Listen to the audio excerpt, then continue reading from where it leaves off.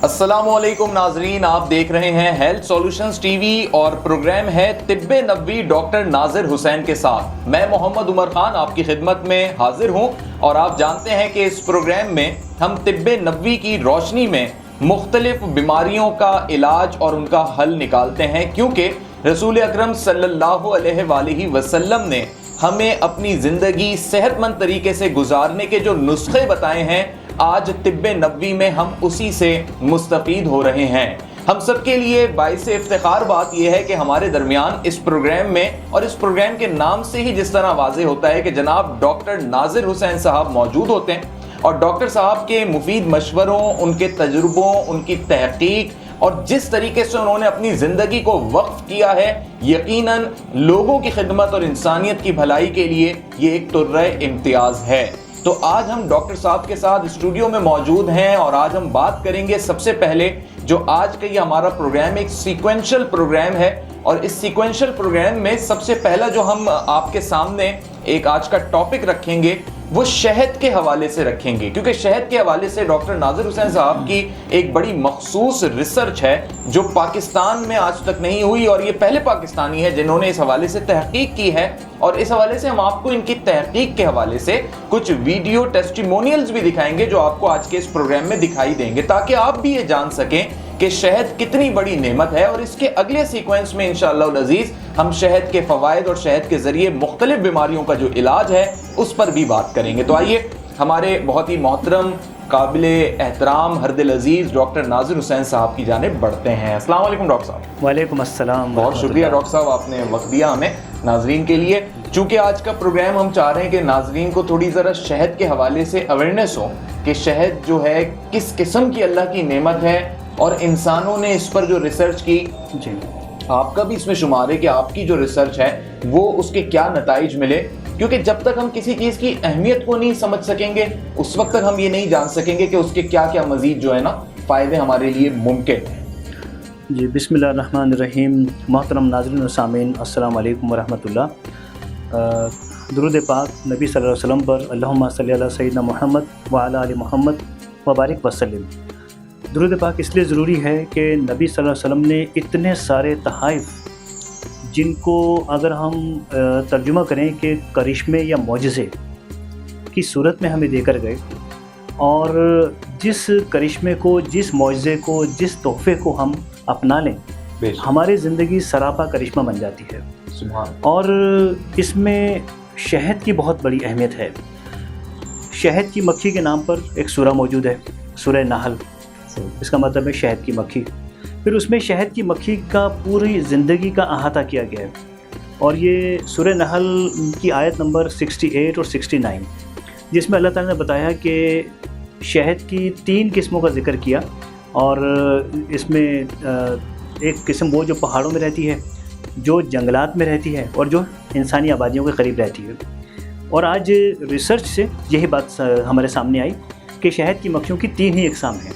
फिर उन 3 इकसाम की उनकी जो जनरेशन्स हैं वो सामने आती हैं। उनकी मुख्तलिफ नेचर्स की मक्खियाँ, मुख्तलिफ एनवायरनमेंट में रहने वाली बुनियादी तौर पर 3 मक्खियाँ हैं।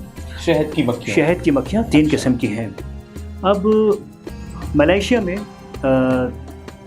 3 साल कबल एक रिसर्च हुई जिसमें दुनिया के 11 मुल्कों से रिसर्चर्स को बुलाया गया। अच्छा। और मौजू ये था कि शहद की मक्खी जब 2-2 किलोमीटर जाती है वो वापस कैसे आती है, मतलब इतनी लंबी मुसाफत तय करने के बाद वापस कैसे आती है और उसी पॉइंट पे आती है। जी हाँ, अगर जंगल है सही है, तो उस 2 किलोमीटर में कम से कम 20-30 तो दरख्त भी आए होंगे, बिल्कुल, और कुछ टर्निंग्स भी आई होंगी। फिर वो कुछ और भी जोहड़ वगैरह जैसे होते हैं, वहाँ पर छोटे छोटे तालाब होते हैं, जंगलात में पाए जाते हैं। उन सब पे गुजर कर मक्खी गई है। 40 मिनट्स के बाद नेक्टर लेके एग्जैक्टली अपने छत्ते में लैंड करती है। ये एक मौजू था। और ये आप वीडियो भी देख भी रहे हैं, वीडियो में कि मुख्तलिफ ममालिक के लोग मौजूद हैं यहाँ पर, मैं भी इनमें मौजूद हूँ। और इसमें ये देखा जा रहा है कि एक्चुअली शहद की मक्खी कैसे वापस आती है। अच्छा। तो उसमें हमने कुरान हकीम की इस आयत से भी मदद ली जिसमें ये बताया गया है कि शहद की मक्खी जाती है और अपने रास्ते पर वापस आ जाती है। अच्छा, अल्लाह ताला ने बताया बाकायदा। और ये बताया कि इसमें तुम्हारे लिए बहुत बड़ी निशानी है। निशानी कहते हैं रिसर्च को एक्चुअली, कि रिसर्च करने के बाद जो रिजल्ट आता है वो निशानी होती है। बिल्कुल। अगर वो रिजल्ट आ गया जैसे कुरान की आयत में लिखा है, इसका मतलब है कि अल्लाह ताला की निशानी है कि अल्लाह ने लिखा तो हमने अल्लाह को पा लिया। रिसर्च इसलिए होती है। इसके लिए ज़रूरी ये हुआ कि हम में से कोई एक रिसर्चर मक्खियों को अपने ऊपर बिठाएगा। अब ये काम आसान नहीं था, क्योंकि अगर 10-20 मक्खियाँ किसी पे बैठ जाएं उसकी ज़िंदगी ख़तरे में आ जाती है। तो तकरीबन 1000 से ज़्यादा शहद की मक्खियाँ वो ख़ुद पर बिठाकर, और ये फील करना था कि उनकी मूवमेंट कैसी है, जैसे कि आप वीडियो में देख रहे हैं कि इसके लिए मुझे मुंतखब किया गया। वीडियो में तो हम देख रहे हैं कि शहद की मक्खियों ने आपको बिल्कुल घेर लिया है, ढांप लिया है पूरा, और आपके चेहरे पे भी, जिस्म के ऊपरी हिस्से पे भी, सर पे भी। तो पहले तो आप ये बताएं, माजरत के मैंने आपकी बात भी यहाँ पे थोड़ी सी काटी, कि शहद की मक्खियों ने काटा नहीं आपको? क्योंकि ये तो लोग तो कहते हैं कि बड़ा ख़तरनाक इसका डंग होता है। बिल्कुल, शहद की मक्खी एक भी हो तो वो लाजमी काटती है इंसान को।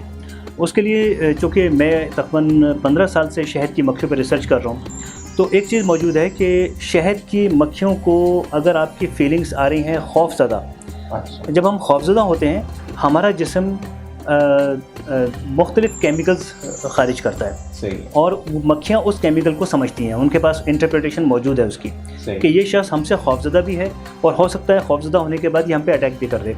तो मक्खियों के साथ जो मैंने प्रैक्टिस की यूरोप में भी और यहाँ भी, वो सबसे ज़्यादा ज़रूरी ये था कि आप रिलैक्स हों। अच्छा। और इतना आसानी भी नहीं है इतना सारा रिलैक्स होना। एक मालूम हो के सामने मक्खी के पास डंग मौजूद है खतरनाक, और उसमें रिलैक्स भी हो रहा है। अच्छा, इस रिसर्च में हमारे साथ कोरिया के लोग भी मौजूद थे, जापान के भी थे, और अरब ममालिक से भी लोग थे, और चाइना भी था, इसमें मलेशियन भी थे, इंडोनेशियन भी थे। इनमें मैं जो कि शहद की मक्खियों के साथ काफ़ी वक्त पहले गुजार चुका था मुख्तलिफ़ हवालों से, तो मैंने अपने आप को पेश किया, और ये बहुत ख़तरनाक वो था मेरी पेशकश। खैर, वो हमारे जो उस्ताद मोहतरम थे वो चाइनीज़ थे, मलेशियन, उन्होंने मुझे पहले रिलैक्स किया मुझे, और उन मक्खियों के पास बिठाया मुझे कुछ देर। मैं उनके पास बैठ गया, ये आप देख रहे हैं कैबिन के अंदर मैं वहाँ बैठा हूँ, और अभी मक्खियाँ मुझ पर नहीं रखी गई, ये वो पहले का मंजर है। फिर इसके बाद जब मैंने देखा कि मक्खियों के साथ मेरा कम्युनिकेशन बहाल हो गया है और वो मुझे फ्रेंडली महसूस कर रही हैं, तो फिर मैंने अपने उस्ताद को इशारा किया, डॉक्टर फानगॉट को, फूटैन को, कि आप मुझ पर आप मक्खियाँ डाल सकते हैं। तो उन्होंने डाला तो मक्खियाँ मुझसे फ्रेंडली हो गई। अच्छा। और आप ये देख भी रहे हैं मक्खियाँ मुझ पे वॉक कर रही हैं, और जस्ट लाइक मुझे छत्ता समझ रही हूँ। नहीं, लेकिन अगर ऐसी सूरत हाल में आपको भी फीलिंग आती है खौफ की, जी, तो वो तो फिर अटैक कर देती हैं? आती, लेकिन मैं चूँकि मक्खियों के साथ काफ़ी वक्त गुजार चुका था, और मुझे मक्खियाँ पसंद भी बहुत हैं।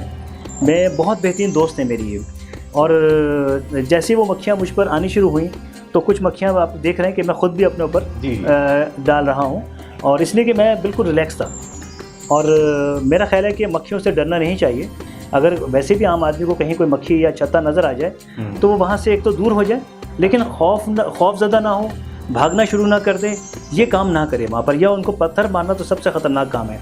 और शहद का हुसूल मैं बताऊँगा कि शहद से अगर छत्ता भरा हुआ है मक्खियों से, आप आराम से बग़ैर किसी नुकसान के शहद कैसे हासिल कर सकते हैं वहाँ से, अगर मक्खियाँ मौजूद हैं और आप जा सकते हैं बग़ैर धुआं किए हुए जा सकते हैं। तो ये मैंने डिस्प्ले किया इंशाल्लाह। तो ये फिर एक रिसर्च मुझ पर हुई, मैंने वहाँ लिखा और सारे मैं नोट करता रहा, साथ साथ आप देख रहे हैं कि मैं साथ साथ इस चीज़ को नोट भी कर रहा हूँ। तो ये तकरीबन 40 मिनट का था। 40 मिनट तक कई हज़ार मक्खियों के साथ मैंने वक्त गुजारा, और ये दुनिया में 11 रिसर्चर्स को ये शर्फ हासिल हुआ है, ज़बरदस्त, जिनमें से अल्हम्दुलिल्लाह एक मैं पाकिस्तान की तरफ से इसमें शामिल हूँ। तो अब मैंने जो महसूस किया और जो दूसरे रिसर्चर्स और साइंटिस्ट ने जो कुछ लिखा, हमने उसको कंपाइल किया। उसके बाद दूसरे दिन हमने इसको कंपाइल किया। सही। उसमें ये था कि शहद की मक्खी जब अपने छत्ते से और 2 किलोमीटर दूर एक फूल तक पहुंचती है, तो वो रास्ते में जाते हुए अपने जिस्म से खुशबू खारिज करती है, जिसे फेरोमोन कहते हैं। फेरोमोन। और ये फेरोमोन 3 घंटे तक फ़िज़ा में एक लाइन की सूरत में मौजूद रहती है। अच्छा।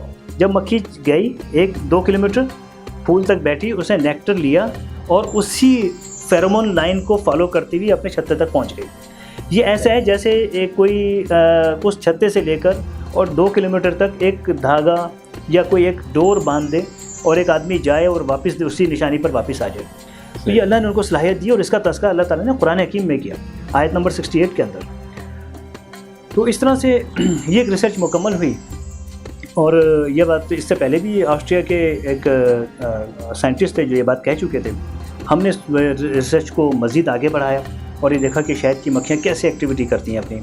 फिर ये कि शहद की मक्खियाँ एक तो वो हैं जो छत्ते से जाकर फूल तक पहुँचती हैं, या किसी दरख्त पर से प्रोपोलिस लेती हैं, या किसी जगह से बी पॉलन लेती हैं, ये लेकर वापस आती हैं। लेकिन छत्ते में काम करने वाली मक्खियाँ जिन्हें हम वर्कर बी कहते हैं, ये फील्ड भी होती हैं, यानी कि फील्ड में काम करने वाली, वो लाकर वर्कर बी के हवाले कर देती हैं। ठीक है। वर्कर बी फिर उसको प्रोसेस करके शहद में कन्वर्ट कर देती है। मतलब ये फूल का रस लेकर आके उनको दे देती हैं। ये मुंह से मुंह मिलाकर उनके हवाले करती हैं। अच्छा। जी हाँ। और कुछ मक्खियाँ ऐसी भी हैं किस्म जो लाकर बराह रास्त छत्ते में डाल देती हैं। सही। वो ये देखती हैं कि ये आने वाला नेक्टर इस काबिल है कि इसको शहद में कन्वर्ट किया जाए। अच्छा। जी हाँ। वो अपने लेबॉर्ट्री में टेस्ट करती हैं, अगर वो इस काबिल नहीं है तो वो उसको शहद के किनारे पर जाके, छत्ते के किनारे पर उसको वॉमिट कर देती हैं। मतलब उसको खारिज यूज़ ही नहीं करते, वो यूज़ ही नहीं करते। शहद के लिए दुनिया की सबसे हाइजेनिक और हाई क्वालिटी अगर कोई प्रोडक्ट है पूरी दुनिया के अंदर, वो शहद है। शहद, क्योंकि ज़रा सा भी उसमें कोई मिलावट किसी किस्म की या लो क्वालिटी का तस्वुर उनके पास नहीं है। सही। तो कुदरती फॉर्मेशन, ऊपर से आप जो उनकी साइकी कहेंगे ना इसको, जी बिल्कुल, कि वो जो चीज़ से शहद नहीं बन रहा उसको वोमिट कर देती हैं।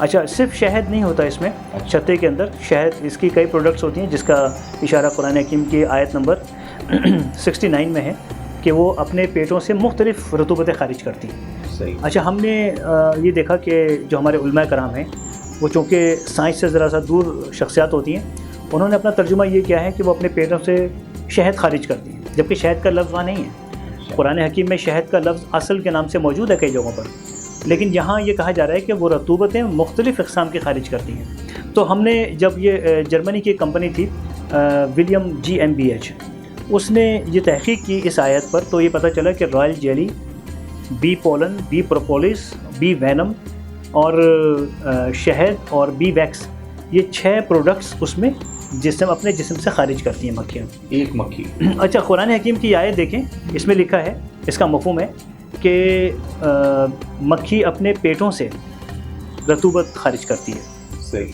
अब पेटों से एक, इसका मतलब है कि एक मक्खी के एक से ज़्यादा पेट हैं, जबकि हम ये जानते हैं कि हर जानदार के पास एक पेट होता है। लेकिन अब कुरान हकीम की ये एजाज़ देखें कि पेटों से, और विलियम GmbH ने जो रिसर्च की, एक मक्खी के 11 पेट है। 11 पेट। तो इसका मतलब ये कि अल्लाह ताला की ये बहुत बड़ी निशानी है।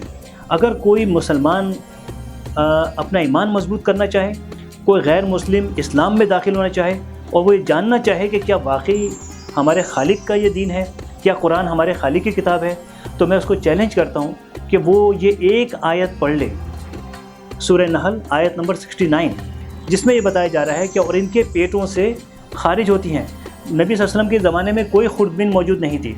सही है। No microscopy.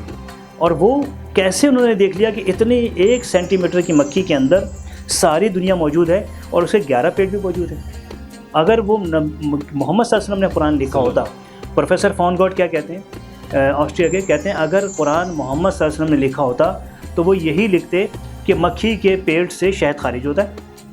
वहाँ वो लिख रहे हैं, कुरान हकीम की आयत है कि मक्खी के पेटों से मुख्तलिफ़ अक़साम की चीज़ें खारिज होती हैं। उन्हें कहा कि ये कोई साइंटिस्ट देख ही नहीं सकता। और उस ज़माने में जब कोई खुर्दबिन मौजूद नहीं है, कोई माइक्रोस्कोपी मौजूद नहीं है, तो उन्होंने कहा कि ये एक आयत पूरी कायनात को मुसलमान करने के लिए काफ़ी है। तो ये हम इसी रिसर्च में हमने अपनी ज़िंदगी गुजारी, और हम ये कोशिश करते रहे कि कुरान हकीम की इस आयत को मज़ीद डिफ़ाइन किया जाए और मज़ीद रिकवेशनली इसको डिफ़ाइन किया जाए। तो ये सारी रिसर्च इस हवाले से थी। अच्छा डॉक्टर साहब, थोड़ा सा मैं ये चाहूँगा कि बड़ा एक दिलचस्प मौजू बन चुका है ये, और अल्हम्दुलिल्लाह हमारी नॉलेज में भी इजाफ़ा हो रहा है। और ये वाकई आपने जिस तरीके से कहा कि ये एक ही आयत जो है पूरी इंसानियत को दायरा इस्लाम में लाने के लिए काफ़ी है। और एक बहुत बड़ी आपने जो है उसकी मिसाल ये रख दी कि उस वक्त तो रिसर्च के ये तमाम तर आलात भी मौजूद नहीं थे, तो आज जो है साइंस उसी पे तहकीक करके कुरानी आयात पे और वो चीज़ें जो है आश्कार कर रही है कि अल्लाह ने जो फरमाया किस हद तक ये एक समझ लीजिए कि कुदरत का करिश्मा है। डॉक्टर साहब ये बताइए कि शहद की मक्खी के हवाले से हमने देखा कि मुख्तलिफ अक़साम के जब हमने शहद मार्केट में देखे, जिसमें बेरी का शहद है और भी हमने सुने कि किसी और चीज़ के भी शहद होते हैं, यानी शहद की भी अक़साम देखें, तो हमें थोड़ा सा शुरू में ये कन्फ्यूजन होता है और शायद हमारे नौजवानों को भी ये होता हो कि जिस तरह हम एसेंस और फ्लेवर्स देखते हैं, लोग ये समझ बैठे कि ये शायद किसी कंपनी में फॉर्मुलेट होते हैं डिफरेंट चीज़ें। तो ये बताएं, ये नेचुरल होते हैं या वाकई ये फॉर्मुलेट होके बनाए जाते हैं? जी, बहुत अच्छा क्वेश्चन किया आपने। और ये वाकई आज मार्केट में मुख्तलिफ नामों से शहद मौजूद हैं। इसमें किसी इलाके में बेरी के 100 से ज़्यादा दरख्त हैं, सही, या 20-30 दरख्त भी हैं, वहाँ और कोई दरख्त मौजूद नहीं है। बेरी के दरख्त पर सबसे पहले तो फूल लगते हैं, उसके बाद बेर आते हैं, उन फूलों से ही फिर बेर। तो मक्खियाँ बेर के फूल में से जो नेक्टर लेंगी वो बेरी का शहद कहलाएगा। सही, उसमें हालांकि वो 100% नहीं होगा, लेकिन मेजर पार्ट बेरी के फूलों का होगा, नेक्टर। इसके अलावा कहीं पलूसा है, पलूसा के दरख्त हैं, उनके फूल हैं, वहाँ से जो लेगी, जब पाकिस्तान में पलूसा बहुत ज़्यादा है, ये वजह है कि पलूसा का शहद बहुत आम है पाकिस्तान में। अच्छा। और आसानी से दस्तयाब है। मैं नहीं समझता कि शहद में कोई बहुत ज़्यादा फ़र्क है, सारे शहद मुनाफा बख्श हैं। सही, और सब के बेनिफिट्स तकरीबन करीब करीब हैं। नहीं, लेकिन ये भी कहा जाता है कि कुछ बड़े गर्म है, यानी उसकी तासीर गर्म है कि मतलब वो थोड़ा मैदे को जो है मुश्किल में डाल दे, ऐसा भी है या शायद ये हो सकता है मिथ बन गई हो लोगों की? शहद चूँकि इम्यूनिटी को डेवलप करता है, और दुनिया में कोई भी चीज़ जो इम्यूनिटी को बूस्ट करे वो थोड़ी सी गर्म होती है। सिर्फ शहद नहीं, कोई भी प्रोडक्ट हो दुनिया की, कोई भी नेचुरल प्रोडक्ट हो, सेब खाएंगे वो भी हल्का सा हीटअप करता है। सही, इस तरह से बहुत सी चीज़ें हैं। तो इसमें इशू नहीं है। हम इंशाल्लाह अपने नेक्स्ट प्रोग्राम में ये भी बताएंगे कि शहद की गर्मी को कैसे न्यूट्रल किया जाए। सही, और शहद में जैसे आपने ये भी फरमाया कि जैसे मुख्तलिफ फूलों का शहद होता है जी, और मुख्तलिफ फलों का शहद होता है। इसी तरह से अगर कोई फल कहीं से कट पट गया है तो मक्खियाँ उसमें से भी रस चूस लेती हैं। अच्छा, उसको भी प्रोसेस कर डालती हैं, तो उसका शहद बन जाता है उसका, लेकिन वो बहुत कम होता है इस तरह बहुत कम से। जी हाँ। अच्छा, जैसे हम देखते हैं कुछ शहद बहुत ब्लैकिश होते हैं, कुछ होते हैं गोल्डिश टाइप यानी ब्राउनिश जी, तो यही वो फ़र्क है इनमें, यानी इनके कलर्स में भी फ़र्क आता है इसमें और बेरी टेस्ट में भी थोड़ा बहुत जी फ़र्क होता है। बिल्कुल। नेक्टर का कलर होता है एक्चुअली ये, अच्छा, यानी नेक्टर उस पानी के कतरे को कहते हैं जो फूलों के दरमियान मौजूद होता है, सही, और मक्खियाँ उसे लाकर शहद में तब्दील करती हैं। ये अगर हम आम कोई फैक्ट्री लगा लें और सारी दुनिया के नेक्टर उस फैक्ट्री में डाल दें, हम शहद तैयार नहीं कर सकते। सही, लेकिन मक्खी को अल्लाह ने एक पूरी फैक्ट्री बनाया है कि वो नेक्टर लेती है। बेरी के फूलों का नेक्टर डार्क कलर का होता है, अच्छा, पलूसा का लाइट कलर का होता है। सही, इस तरह से और हर इसमें फूल का मतलब गाढ़ापन भी कम होता है, ऐसा भी है, यानी कुछ बहुत गाढ़े होते हैं शहद, कुछ बिल्कुल लिक्विड की तरह हो, या हो सकता है कि लोग पानी मिलाते हैं। ये डिपेंड करता है कि मक्खियाँ को कितना मौका मिला अपने असल प्रोसेस करने का। जब नेक्टर या वो माउल लहम छत्ते के खाने में डाल दिया जाता है तो मक्खियाँ अपने परों से उसको उसके जो पानी है उसको वेपराइज करती हैं, और वो एक मिनट में 1100 मरतबा अपने परों को हिलाती हैं। इतनी तेज़ी से कई मक्खियाँ होती हैं छत्ते के अंदर। एक मिनट में 1100 मरतबा? बिल्कुल, आप ये वीडियो आप देख रहे हैं इस वक्त वीडियो में कि एक मक्खी कितनी तेज़ी से अपने परों को हिला रही है, और ये मैंने खुद बनाई है वीडियो। अब इससे इतने 1100 मरतबा जब ये मक्खी हिला रही है तो वो जितना मॉइस्चर, जितना पानी उस नेक्टर में मौजूद है वो तो उड़ गया, वो ख़राब बन के उड़ गया। बाकी जो उसके एंजाइम्स थे नेक्टर के अंदर वो वहाँ मौजूद रहे, और इसके बाद फिर दोबारा मक्खियाँ उसमें नेक्टर डालती हैं, और आखिरकार वो ये छत्ता आप देख रहे हैं कि ये छत्ता, इसका ये जो सेल है ये फिल हो जाता है शहद से। वो मक्खी चूँकि अपने जिस्म में उतारती है पहले नेक्टर को, नेक्टर उतारने के बाद फिर वो दोबारा खाने में डालती है सेल में, तो उसके जिस्म में उतारने की वजह से वो मिठास में तब्दील हो जाता है। सही, और वो इस तरह से शहद तैयार हो। जब शहद तैयार होता है तो आप ये देख रहे हैं कि मक्खियाँ उसको ऊपर से प्रोपोलिस नामी एक एंजाइम के ज़रिए सील कर देती हैं। सील कर देती हैं। हाँ। अब ये जो छत्ता है, अब अक्सर लोग सवाल ये करते हैं कि छत्ता जब नया बना हमने देखा तो वाइट कलर का था, हम 10 दिन के बाद आए तो वो डार्क ब्राउन कैसे हो गया, ये क्या हुआ? एक्चुअली प्रोपोलिस नाम का एक सरेश दरख्तों की जड़ों में पाया जाता है, या जहाँ से शाखें निकलती हैं वहाँ पर ये सरेश पाया जाता है। मक्खियाँ उसको लेती हैं, अपने जिस्म में उतार कर उसको प्रोसेस करती हैं, और वही कुरान हकीम की आयत कि उस अपने एक पेट से प्रोपोलिस खारिज करती हैं और सारे वाइट कलर के छत्ते को कलर कर देती हैं। जैसे हम अपना मकान बनाते हैं हम कलर कर देते हैं, खुशनुमाई के लिए, प्रोटेक्शन भी हो जाती और अब इसमें इसका क्या है कि वो प्रोपोलिस जो शहद की मक्खी के जिस्म से उतरा और निकला और उसने हर खाने के अंदर, हर सेल के अंदर पूरे छत्ते को कलर कर दिया। अब हमें वो डार्क ब्राउन नज़र आ रहा है सही, या ऑफ वाइट नज़र आ रहा है। ये जो प्रोपोलिस है ये दरख्त पे लगा हुआ है छत्ते के अंदर, इसकी वजह से दुनिया का कोई वायरस, कोई बैक्टीरिया छत्ते में जाने की हिम्मत नहीं कर सकता। चाहे वो कोरोना वायरस हो या वो कोई डेंगू वायरस वाला वायरस हो, एडिस एजिप्टी हो, कोई सा भी हो, या बैक्टीरिया हो रहा है, कोई बैक्टीरिया, कोई फंगस, कोई इंसेक्ट, यहाँ तक कि इंसेक्ट भी नहीं जा सकता। उससे खुशबू इतनी तेज़ होती है, क्योंकि इंसेक्ट के लिए तो मल्टीप्लाई होती है ना, खुशबू हमारे लिए नहीं होती। वो उसके करीब ना, आपने देखा ना कोई चींटियाँ, हालांकि शहद दरख्त पे लगा हुआ है, चारों तरफ चींटियाँ हैं। उस प्रोपोलिस की वजह से दरख्तों के वो छत्ते, दरख्तों पे मौजूद चींटियाँ तक भी उस छत्ते में दाखिल नहीं होती। बैक्टीरिया वायरस तो बहुत दूर की बात है, हमारी आंखों से हम देख सकते हैं। तो ये अल्लाह ताला का एक बहुत बड़ा करिश्मा है कि एक छत्ता है। और मैं भी बता दूं कि मैं एक प्रोग्राम आपके ही इंशाल्लाह स्टूडियो में करूंगा कि ये जो छत्ता है ये एक मुकम्मल दवाखाना है जो फ्री में हर गांव, हर देहात, हर जंगल, हर पहाड़ पर मौजूद है। मैं इंशाल्लाह आपके एक प्रोग्राम में बताऊँगा कि इसमें मौजूद 7 अद्वियात को दुनिया के हर मर्ज़ के लिए कैसे इस्तेमाल किया जा सकता है। अल्लाह। अच्छा डॉक्टर साहब, मैं इख्तिताम की तरफ चल रहा हूँ इस सेशन के, लेकिन मैं ये जानना चाहूँगा, आपने इब्तिदा में कहा कि 3 किस्म की मक्खियाँ हैं जी, तो हमारी ज़रा इल्म में मज़ीद इजाफा फरमाइए कि इनके क्या क्या नाम हैं, क्या क्या इनमें फ़र्क है और किन किन इलाकों में ये पाई जाती है। जी, बहुत अच्छा क्वेश्चन किया आपने। 3 इकसाम हैं, साइंस भी यही कहती है कि 3 ही इकसाम है, क्योंकि चौथी इकस्म अभी तक फाइंड आउट नहीं हुई। पहाड़ों पर रहने वाली एपिस सराना, पहाड़ी मक्खी, सही। जंगलात में रहने वाली एपिस डोरसेटा, और शहरी आबादियों में जो हम देखते हैं छोटी छोटी मक्खियाँ होती हैं, ये एपिस मेलिफिका। सही। ये 3 हैं। अब इन तीनों की अलग अलग किस्में हैं, यानी इन तीनों ही की बाई प्रोडक्ट्स वो हो सकती हैं, चौथी किस्म नहीं होगी, इन्हीं के अक़साम में से हैं। क्रॉस मैच हो सकता है ऐसे, क्रॉस मैच भी है, कुछ साइज़ के हवाले से भी है। मसलन कोई कराची जैसा शहर जहाँ पोल्यूशन इंतहाई ज़्यादा है या मक्खी का साइज़ छोटा होगा एपिस मेलिफिका का, लेकिन एक पेरिस की मक्खी है, साफ़ सुथरा माहौल, ज़ीरो पोल्यूशन, वो उसका साइज़ ज़रा सा बड़ा होगा। कोलालमपुर की मक्खी होगी, वो भी इंतहाई सेहतमंद होगी, लेकिन है सब एपिस मेलिफिका। तो इस तरह से जंगलात का है। और जो अमेज़ोन है उसकी एपिस डोरसेटा बहुत बड़ी होती है, लेकिन हमारी झांगा मागे की एपिस डोरसेटा मैंने देखी, वो कदरे छोटी साइज़ की होती है, क्योंकि वहाँ ऑक्सीजन भरपूर है। अच्छा, इनमें मेल फीमेल का भी कोई है तफरीक वर्क की, जैसे आप कहते हैं कि फील्ड वर्कर हैं और फिर अंदर जो उन्होंने अपनी लेबॉर्ट्री बनाई हुई है, तो ये डिवाइडेड है या मेल फीमेल में इनमें काम? जी, ये जितनी भी शहद की मक्खियाँ हैं ये फीमेल होती हैं।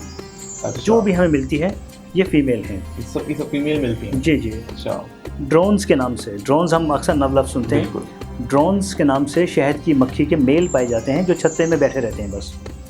वो निकलते नहीं हैं, ना कोई काम करते हैं। उनका बड़ा अच्छा लफ्ज़ हिंदी में उनका लफ्ज़ है निखट्टू। हाँ, हम निखट्टू जो आम बोलते हैं ना लफ्ज़, एक्चुअली वो इसलिए कि वो निखट्टू है कि वो छत्ते से ना निकलता है, वो सिर्फ मैटिंग करता है, वो सब वहीं बैठा रहता है, सारी ज़िंदगी वहीं गुजर जाती है उसकी। तो वैसे गांव देहातों में भी हमारे यहाँ यही होता है। निखट्टू होता है। अब मैं आपको दिखाना चाहूँगा, ये शहद की मक्खी आप देख रहे हैं। सही है। शहद की मक्खियों के दरमियान में एक बड़े साइज़ की मक्खी है। आम शहद की मक्खियाँ हैं 1-2 सेंटीमीटर की, ये 6-7 सेंटीमीटर की मक्खी दरमियान में चल रही है। ये है क्वीन बी। अच्छा। ये इस पूरी कॉलोनी की जो छत्ता है, एक्चुअली ये कॉलोनी है, एक शहर है, इसकी एक रानी है, एक क्वीन बी है। ये इसके हुक्म के मुताबिक तमाम काम इसमें अंजाम दिए जाते हैं। वो क्वीन बी हुक्म देती है अपने फेरोमोन के ज़रिए से, यानी जिस्म से खारिज करती है खुशबू, जिसके मीनिंग होते हैं मुख्तलिफ औक़ात में। मसलन रात को काम बंद करना है तो एक फेरोमोन खारिज करेगी और ख़ुद भी जाके आराम कर लेगी। और इसी तरह से किसने कहाँ जाना है, किस उम्र की, किस एज की मक्खियाँ वर्कर भी बनेंगी, कौन सी हाउस भी बनेगी, और ये सारे डिसीजन उसकी तरफ से आते हैं। उसके करीब एक सेक्रेटरीज होते हैं। अच्छा। वो उस फेरोमोन को लेकर और फिर हिदायत जारी करते हैं, आगे पास करते हैं। अच्छा, फिर ये साइज़ में बड़ी होती है क्वीन बी जी, और ये कुदरती तौर पे वहाँ पे जन्म लेती है या ये कहाँ से आ जाती है? बहुत अच्छा सवाल है ये। आम जितनी शहद की मक्खियाँ आप देख रहे हैं छत्ते की, ये शहद खाती हैं। अच्छा। लिहाजा उनका जो साइज़ है 1 सेंटीमीटर, ज़्यादा 1.5 सेंटीमीटर है। सही। शहद की जो मलिका मक्खी है यानी क्वीन बी, ये शहद नहीं खाती, ये एक एंजाइम खाती है जिसको रॉयल जेली कहते हैं। अच्छा। सिर्फ रॉयल जेली खाती है। और ये मैं आपको दिखा रहा हूँ कि इस रॉयल जेली के खाने आम छत्ते से कई गुना बड़े होते हैं, बिल्कुल ऐसे जैसे हमारी आबादी होती है। हाँ। तो हमारे जो चौधरी साहब होते हैं इलाके के, उनकी हवेली बहुत बड़ी होती है आम लोगों के मुकाबले में।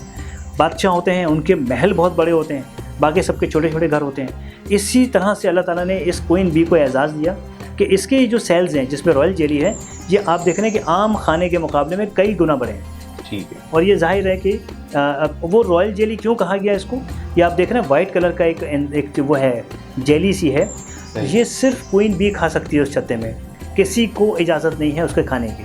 अच्छा। जी हाँ। और ये क्वीन बी मुख्तलिफ काम करती है छत्ते में, आप देख रहे हैं ये चहलकदमी कर रही हैं, ये देखती हैं कि कहाँ क्या काम हो रहा है, शहद की क्वालिटी को मॉनिटर करती है, सुपरवाइज करती है कि शहद की क्वालिटी मेंटेन है या नहीं।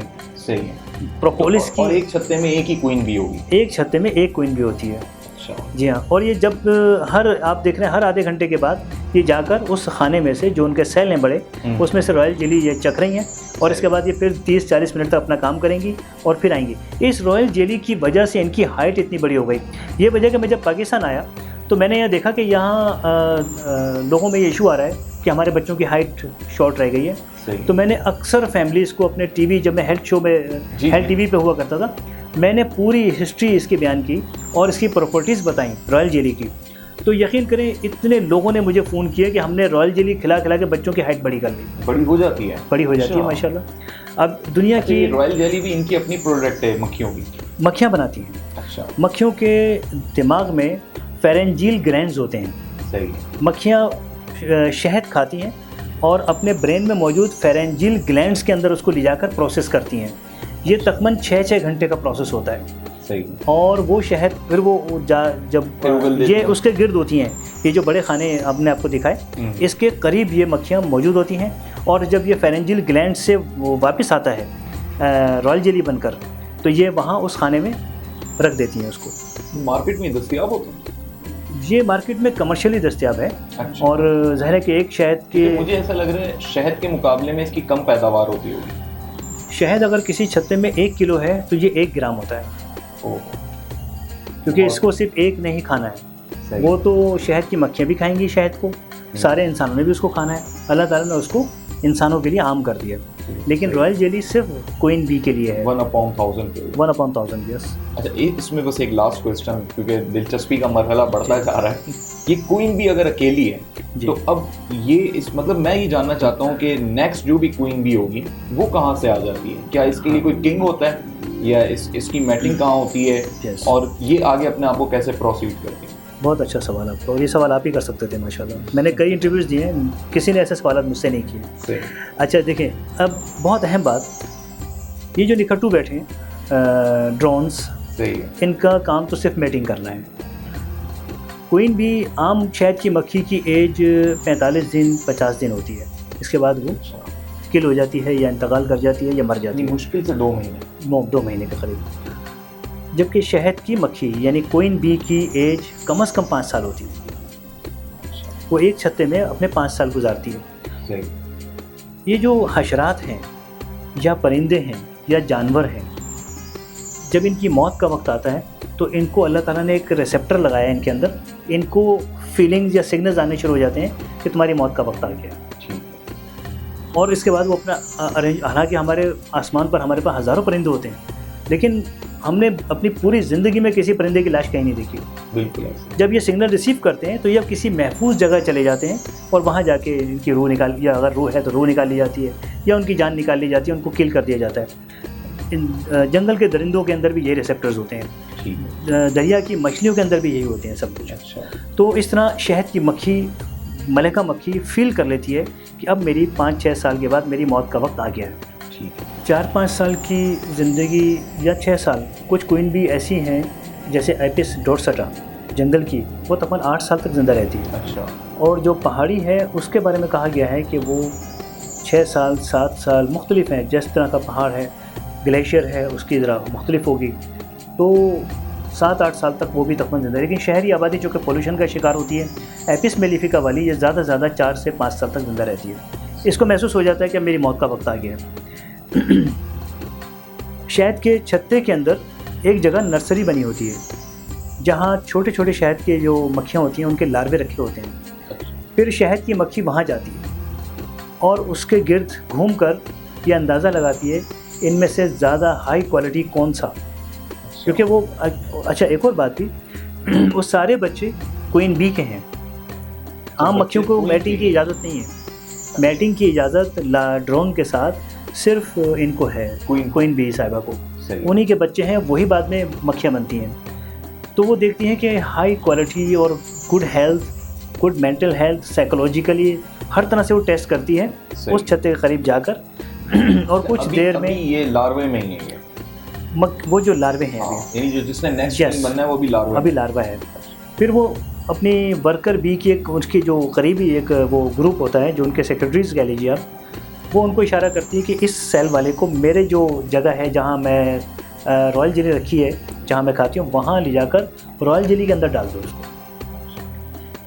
फिर वो जाके रॉयल जेली में डाल देते हैं और तकरीबन 20 दिन के अंदर से उसमें एक शहद की मक्खी क्वीन बी की शक्ल की एक बरामद होती है, क्योंकि वो रॉयल जेली खा रही है वहाँ पर। बाकी क्यों नहीं बन रही क्वीन बी? क्योंकि वो शहद खा रही हैं। अब ये रॉयल जेली खाकर एक नई मलका पैदा होती है। अब एक अफसोसनाक वाक़या होता है यहाँ पर, जिसको मैं अक्सर बयान करते हुए बड़ा दुख महसूस करता हूँ कि अब जब वो लार्वा निकल आता है तो एक जश्न मनाया जाता है और कुछ दिन उसको क्वीन बी ट्रेन करती है और फिर आखिरकार ऐसा होता है कि 3-4 दिन के बाद जब वो तमाम जो सिस्टम है उसको समझ लेता है वो नई क्वीन बी, तो फिर सब मिलकर अपनी मलका को मार देते हैं। अच्छा। उसको यानी कि मुकम्मल किल कर देते हैं उसको और फिर उसको छत्ते से बाहर फेंक देते हैं और ये ऐलान होता है कि अब हमारी मलका नई मलका हमारी मौजूद है।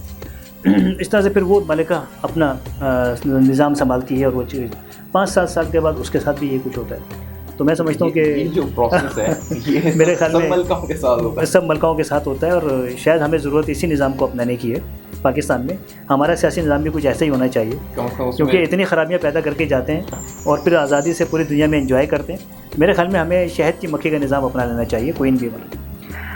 तो ये है, इस तरह से एक नई मक्खी आ जाती है और वो अपने 5 साल पूरे करती है और इस तरह उसकी भी हाइट इतनी 6-7 इंच की।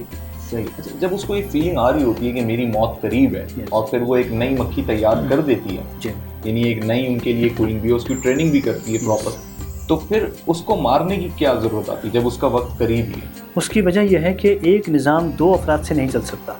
सही। जिस निज़ाम में 2 अफराद होंगे, जैसे जमहूरी निज़ाम है, एक सदर का निज़ाम होता है, एक वज़ीर-ए-आज़म का होता है, पूरी दुनिया में निज़ाम फेल है। सही। खलीफा का निज़ाम हमेशा कामयाब रहा, चाहे वो हम में हो या रोमन एम्पायर में हो। रोमन एम्पायर भी खलीफा के निज़ाम पे थे, हम उनको कह सकते हैं कि वो खलीफा निज़ाम खलीफा था। एक बादशाह का तस्वुर, एक बादशाह, 1 मैन शो। लेकिन ये जो 2 मैन शो है ना, 2 मैन शो जमहूरियत, ये पूरी दुनिया में फेल हो चुकी है। दूसरी बात एक और, अपने आप को अपने मुल्क के निज़ाम के तहत करना। वो मक्खी इतनी तेज़ फ्लाई कर सकती है क्वीन बी कि वो सारी मक्खियाँ मिल के सारी ज़िंदगी उसको नहीं पकड़ सकती।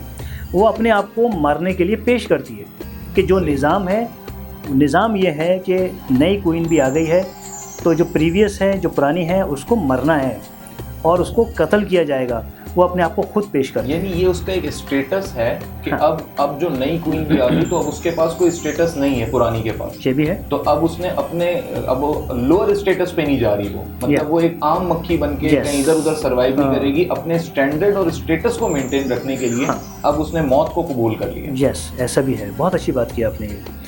इसमें दूसरी बात ये भी आ गई जो आपने कही, एक और भी है, चूँकि उनका निज़ाम सदियों से चला आ रहा है कि क्वीन बी को जब वो रिटायर्ड हो जाएगी उसको मारना है, तो वो फ्लाई नहीं करती, अपने आप को उस निज़ाम के तहत अपने आप को पेश करती है, अपने आप को एहतसाब के लिए पेश करती है। फरार होकर लंदन नहीं चली जाती, फरार होकर किसी और मुल्क में नहीं चली जाती, वो अमेरिका नहीं चली जाती, अपने आप को अपनी आवाम के सामने पेश करती है कि चूँकि ये निज़ाम है, मेरा एहतसाब कीजिए। पाकिस्तान में अगर ये निज़ाम हो तो मेरे ख्याल से तो सारी आवाम ही खड़ी हो जाए इन लीडरों के खिलाफ। डॉक्टर साहब, बहुत खुशी हुई, बहुत मज़ा आया गुफ्तगू सुन के और आपसे चीज़ें जान के, और इल्म में इजाफ़ा हुआ और हमारे नाजरीन भी यकीनी तौर पे काफ़ी हद तक महजूज भी हुए और साथ साथ नॉलेज में बड़ा एक मैं कहता हूँ करिश्माती इजाफा हुआ है। और अल्लाह रब्बुल इज़्ज़त की शान पे जो है मतलब हम जितने शुक्र के सजदे करें कम है। तो डॉक्टर साहब आई एम रियली थैंकफुल। अगली नशिस्त बिल्कुल हमारी आपके साथ अब शहद के फ़वाइद के हवाले से जो हम नेक्स्ट वीक अपने नाजरीन के लिए लेकर आ रहे हैं। मैं एक मैसेज आपके यूथ को देना चाहूँगा, वो ये कि इस आयत को समझिए, सूरह नहल 69, 68, 69, इस आयत पर तहकीक कीजिए। और इंशाल्लाह मैं चाहूँगा कि कोई ऐसी नशिस्त भी हो जिसमें हम शो से हट के कोई ऐसा सेमिनार बनाएं जहाँ मैं नौजवानों को इस आयत की ट्रेनिंग दूँ। अगर आप ये एक आयत लेकर मुसलमानों में जो ये कहते हैं कि पता नहीं मरने के बाद कुछ होगा भी नहीं होगा, ऐसे कमज़ोर इंसान मुसलमान मौजूद हैं, उनका ईमान पुख्ता कर सकते हैं। आप किसी गैर मुस्लिम के सामने ये आयत रख दें सही इंटरप्रिटेशन के साथ, जो आप मुझसे सीख सकते हैं, वो उठने से पहले या तो इस्लाम कबूल करेगा या वो अपने मज़हब से भी फिर जाएगा, यानी प्रो इस्लामिक हो जाएगा या मुस्लिम हो जाएगा। क्योंकि वो जब वहाँ से उठेगा उसको पता चल जाएगा कि ये किताब और ये मज़हब ये उसका है, जो भगवान है, जो गॉड है।